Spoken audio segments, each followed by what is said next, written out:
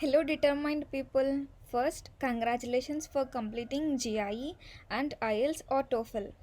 So, in this video, I am going to read my LOR. At the end, I'll tell what are the steps to follow while writing your LOR and tips to build perfect letter of recommendation.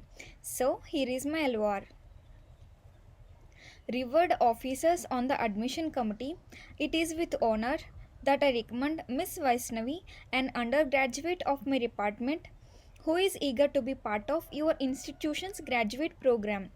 I have had the pleasure of teaching her 3 subjects in her bachelor's and also her project guide. When Vaishnavi asked if I could support her application to your university, it was not a question of if I would help her, but more of how I could help her.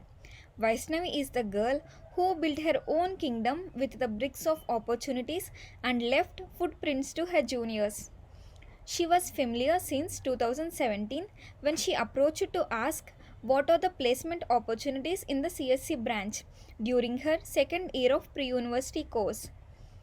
She was excited to know what she could learn in PUC to succeed in the CSC. It was a different experience for me as I didn't see anyone like her inquiring these things at an early stage. After knowing the university's requirement for an online notice board for communication, she learned 6 scripting languages herself and designed a responsive website. That was the second time I noticed her achievement in her pre-university course. She became renowned in our university by presenting her ideas at ISDC in the USA, which made our university stand out from other colleges. A group of students conventionally do the project, but she alone completed the project and was selected from a pool of approximately 30,000 students worldwide. Everyone was shocked at how a village girl from a remote area who rarely sees aeroplanes got an opportunity to visit USA as part of her project presentation. Miss Vaishnavi's motivational speech was the best one I had ever listened to.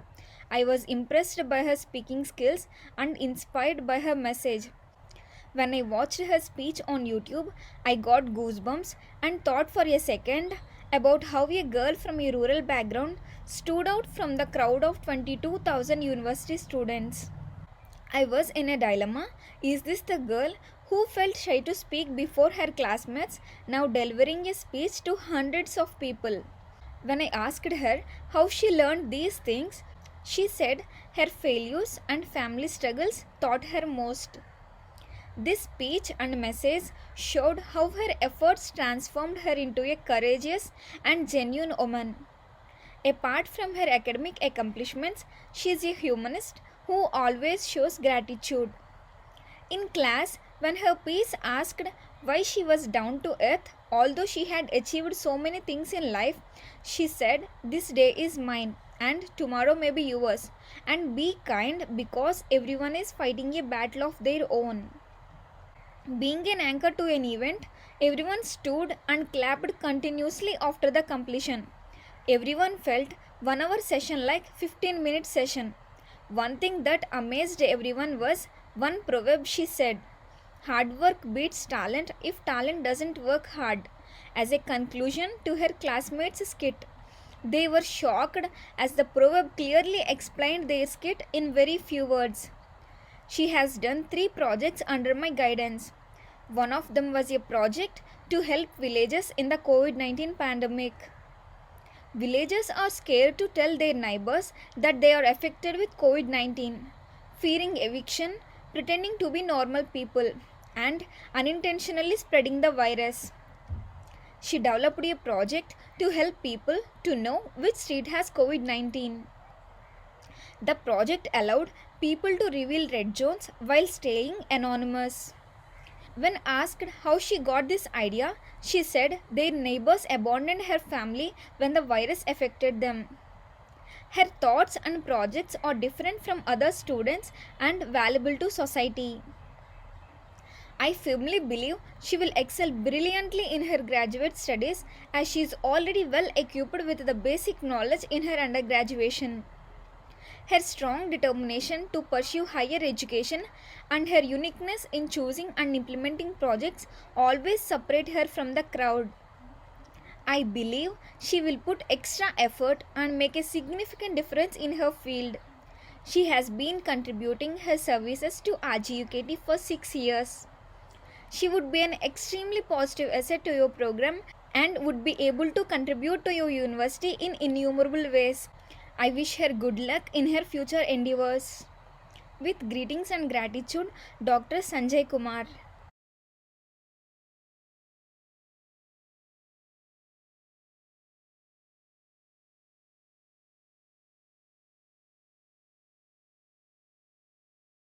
So that's my favorite LOR, and here are some important steps and tips. So actually, I took 3 LORs, 2 LORs from the Department of Computer Science and another LOR from Department of Management. As I am applying to MIS, I thought taking LOR from the Management Department would be okay. So here is the first step. Search for professors with doctorates. Students prefer taking recommendations from the faculty who have a PhD.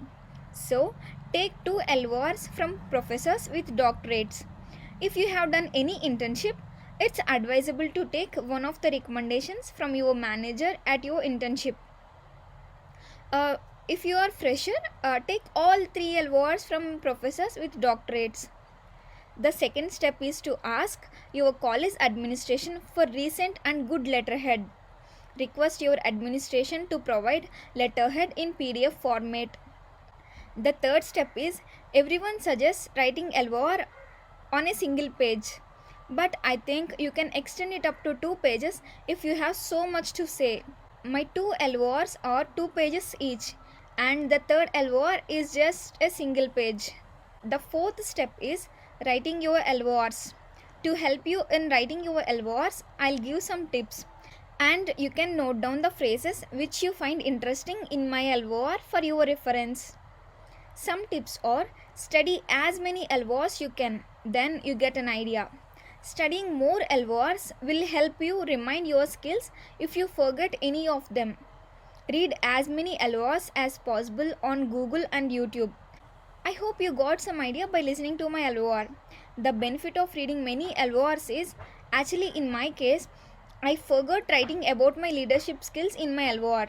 But while watching a YouTube video in which a girl reading her LOR reminds me of the word leadership, then I wrote about my leadership skills in my LOR. So, reading many LORs helps you remind all your skills. I hope this tip will help you to write 3 LORs discussing wide range of your skills.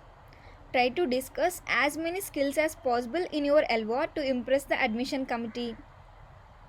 Take ideas by reading different people's LORs. Combine all the ideas and make a good one for yourself. Fifth step is LOR should be signed by the recommender and should be stamped by your college administration. Sixth step is after signing with your professors, scan with doc scanner and make a PDF, which should be a color copy.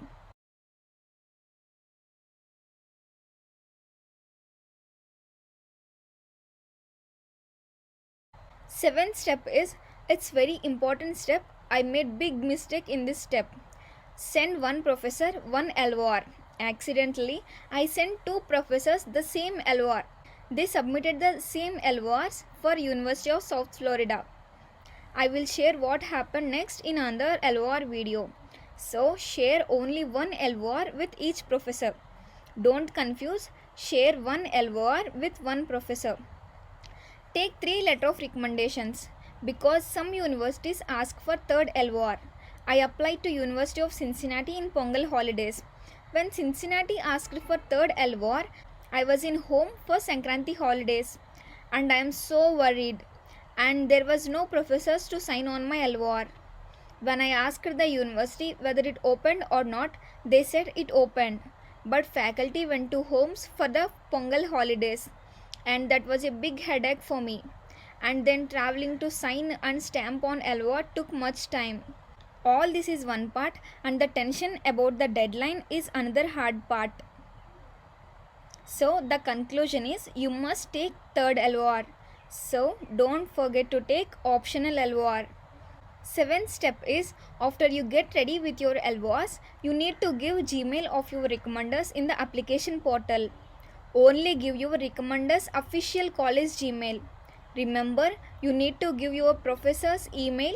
That should be college Gmail of your professor, like rajesh@rguktn.ac.in, like that, but not like rajesh@gmail.com. Remember this. It should be like rajesh@rguktn.ac.in, not like rajesh@gmail.com. Please don't give personal Gmail of your recommenders. It's crucial because when you give recommenders college Gmail, they can easily believe that this LOR came definitely from the professor, as students cannot create college Gmail accounts themselves. So don't forget to give the college email of your recommender. Once you give their emails, the university sends mail to the recommenders requesting to submit your LOR, and they submit it. You know what? Your recommender needs to answer some more questions while submitting your LOR. What happened in my case is, I wrote in LOR that my professor know me for 6 years. As I said, there are some questions while submitting LOR. There was a question like, how long do you know the applicant? He answered he knew me from just 4 years. But I wrote in LOR 6 years. So don't make these silly mistakes. Ask your recommender to read your LOR before answering questions, so you won't face any problem like me. So those are the tips, and that's it. Hope these tips will help you to write your LOR, and all the very best for writing your LORs.